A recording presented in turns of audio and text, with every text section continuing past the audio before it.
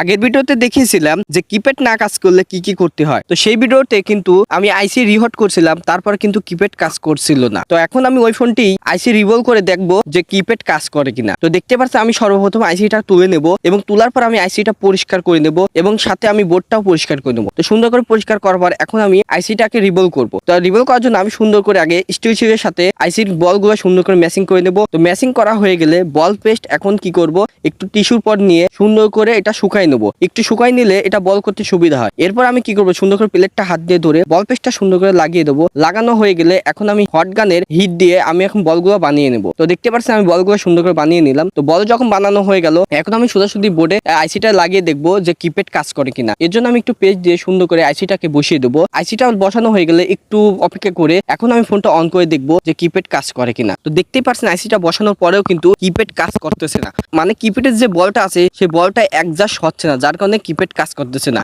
এর জন্য কি করতে হবে, আমাকে আবার ভালো করে আইসিটা বল করে সুন্দর করে আবার লাগাইতে হবে। লাগালে অবশ্যই হয়ে যাবে।